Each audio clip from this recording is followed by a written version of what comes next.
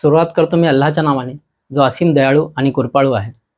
प्रेषित मोहम्मद सल्लल्लाहु मानवतेचे प्रणेते या शीर्षकाखाली आज मी थोडक्यात आपल्यासमोर प्रेषित चरित्र ठेवण्याचा प्रयत्न करतो। मी सय्यद सलमान सय्यद शेरू।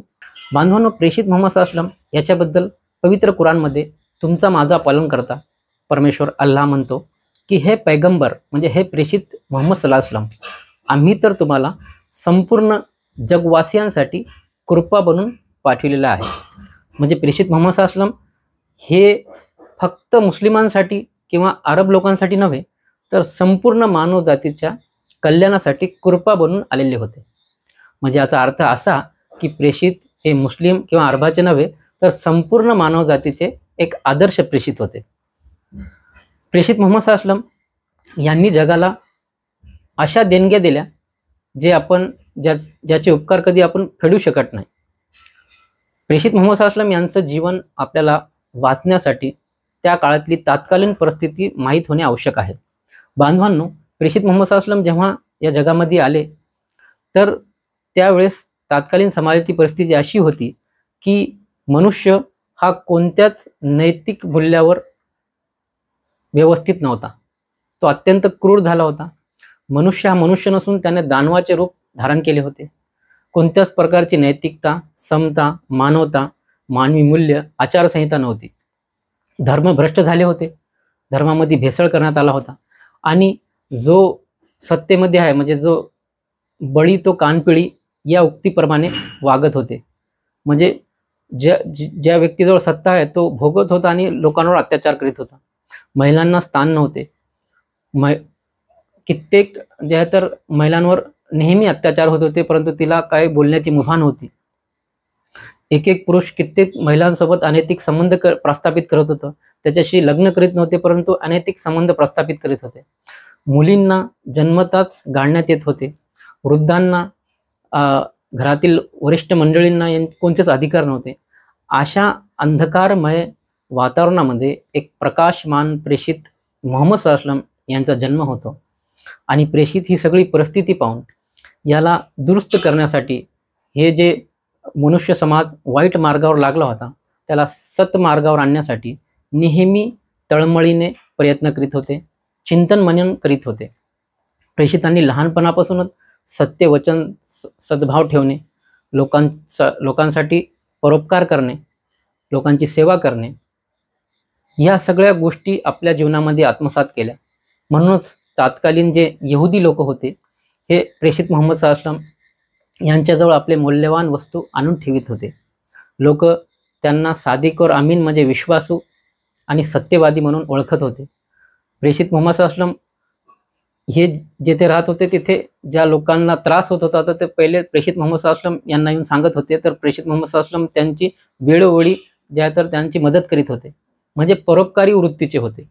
जेव्हा प्रेषित मोहम्मद सल्लल्लाहु यांना प्रेषितत्व प्रदान झालं, अल्लाहकडून त्यांची निवड करण्यात आली, तर त्यांनी सर्वप्रथम या जगामध्ये जो संदेश दिला तो होता एक ईश्वरवादाचा, की आपल्या सर्वांचा पालनकर्ता, निर्मिक, निर्माता, जन्म देणारा, मृत्यू देणारा एकमेव परमेश्वर ईश्वर एकच आहे। त्याला अरबी भाषेमध्ये अल्लाह म्हणतात। कुराणमध्ये त्याच्याबद्दल येते की कुल हु अल्लाहु अहद, की सांगा अल्लाह फक्त एकच आहे, त्याला कशाची आवश्यकता नाही आहे। म्हणजे ज्या ज्या तात्कालीन लोकांनी नवीन नवीन संकल्पना निर्माण केल्या होत्या परमेश्वराच्या नावाने, तर अल्लाहने प्रेषित मोहम्मद सल्लल्लाहु यांच्याद्वारे त्याचे खंडन केले आणि सांगण्याचा एक सगळ्यात मोठा उद्घोषण केलं की सर्वांचा निर्माण करता एकच आहे। दुसरा जो संदेश दिला त्यांनी तो समतेचा, बंधुभावाचा, की जसा निर्माण करता एक आहे तशी निर्मिती सुद्धा एकच आहे। म्हणजे आपण सगळे मनुष्यजात आदमची संतान आहोत। हजरत आदम यांच्यापासून आपली निर्मिती झाली। त्याच्यामुळे आपल्यामध्ये भेदभाव नाही आहे। कोणी वर्णाद्वारे, कोणी जन्माद्वारे, कोणी संपत्तीच्याद्वारे, कोणी विभागाच्याद्वारे, यामध्ये भेदभाव नाही। आपल्यामध्ये श्रेष्ठ व्यक्तित्व आहे जो सगळ्यात जास्त ईशभय ज्याच्यामध्ये आहे, तक्वा। ही जी व्याख्या प्रेषित मोहम्मद सल्लल्लाहु यांनी दिली, तर तात्कालीन जे लोक ज्यांनी वर्णव्यवस्था निर्माण केली होती, समाजामध्ये एक असा संदेश दिला होता की आम्ही सर्वश्रेष्ठ आहोत, तर या गोष्टीचं खंडन प्रेषित मोहम्मद सल्लल्लाहु यांनी दिला आणि समतेचा संदेश दिला। त्यानंतर प्रेषितांनी सांगितलं की तुम्ही समाजामध्ये जे आहे तर सगळ्याशी प्रेमाने वागा. तुम्ही जमीन वाल्यावर दया करा तर आकाशवाला जो परमेश्वर आहे म्हणजे अल्लाह हे तुमच्यावर दया करेल. आपल्या शेजाऱ्यांशी चांगले वागा. शेजारी जर उपाशी असाल आणि तुम्ही पोट भरून जेवले असाल तर तुम्ही त्यावेळेस मुस्लिम ना, म्हणजे पहिले तुमचं आद्य कर्तव्य आहे की पहिले शेजाऱ्यांची शहानिशा करा, त्यांचं पहा, नंतर आपलं स्वतःचं मग तुम्ही पोट भरा. प्रेषित मोहम्मद सल्लल्लाहु अलैहि वसल्लम यांनी प्रती सांगितलेलं आहे की आईवडिलांसमोर ब्र शब्द देखील काढू नका, कुराणमध्ये येते. आणि आईच्या पायाखाली स्वर्ग आणि वडील स्वर्गाचा द्वार आहे, त्याच्यामुळे या दोघांची अवहेलना करू नका.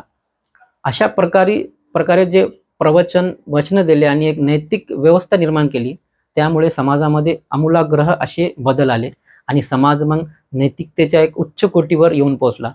प्रेषितांनी सांगितलं की ज्या मुलीला तुम्ही गाळता, त्या मुलीला जर तुम्ही 1, 2 किंवा त्यापेक्षा अधिक मुली घरात जन्माला आल्या, तिचे जर चांगले संगोपन केले, पालनपोषण, तिचं लग्न करून दिलं, तर या तुमच्या कृतीद्वारे अल्लाह प्रसन्न होऊन तुम्हाला स्वर्गामध्ये स्थान देणार. म्हणजे तुम्हाला काही दुसरं करण्याची आवश्यकता नाही, आपल्या मुलीचाच चांगला सांभाळ करा. प्रेषितांनी ज्या कालखंडामध्ये विधवा स्त्रियांना अत्याचार करत होते, त्यांना समाजाचा घटक समजत नव्हते, त्यांची अवहेलना करत होते, तर अशा विधव्या स्त्रीची म्हणजे वयाच्या 25व्या वर्षी पहिला विवाह प्रेषित मोहम्मद सल्लल्लाहु अलैहि वसल्लम यांचा एका विधवा स्त्रीशी झाला, जे की 2 वेळा विधवा होती. आमची आई सर्वांची हजरत खदिजा रझियल्लाहु अन्हा यांचं वय होतं 40 वर्ष आणि प्रेषितांचं वय होतं 25 वर्ष. आपल्या वयाच्या 15 वर्ष मोठ्या स्त्रीशी जो क्रांतिकारी त्यांनी एक बदल आणला, विवाह केला, तो जगासाठी एक आदर्श राहिला. या आदर्शाद्वारे आजसुद्धा लोक जे आहे तर पाहतात की विधवा स्त्रियांना स्थान मिळाले आणि त्यांनासुद्धा मुख्य प्रवाहात आणण्यासाठी प्रेषितांनी ही भूमिका घेतली. म्हणजे प्रेषित मोहम्मद सल्लल्लाहु अलैहि वसल्लम हे फक्त बोलके नव्हे तर करते सुधारक होते.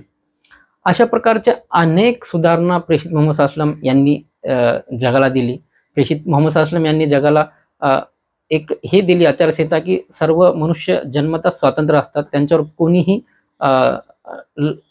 पारतंत्र्य लादू नये. गुलामी मुक्त करण्यासाठी नेहमी सदैव प्रेषितांनी प्रयत्न केले. असे अनेक म्हणजे त्याला मी इथं तुमच्यासमोर सांगू शब्दात व्यक्तसुद्धा करू शकत नाही, अशा अनेक कार्य आहे. आणि प्रेषितांचे अनेक विषयावर आपण वेगवेगळ्या विषयावर बोलू शकतो, परंतु एक संक्षिप्त म्हणजे मी आपल्यासमोर प्रेषित चरित्र ठेवला. आपल्याला जर विस्तृतमध्ये प्रेषित चरित्र वाचण्याची इच्छा असेल तर तुम्ही कमेंट्स बॉक्समध्ये आपला नाव, पत्ता, मोबाईल नंबर टाका, म्हणजे तुम्हाला प्रेषित चरित्र देण्यासाठी आम्ही प्रयत्न करू. धन्यवाद, आपण हे सगळे ऐकले त्याबद्दल. अधिक माहितीसाठी कृपया संपर्क साधा या टोल फ्री नंबरवर 1800 572 3000 म्हणजेच 1800 572 3000.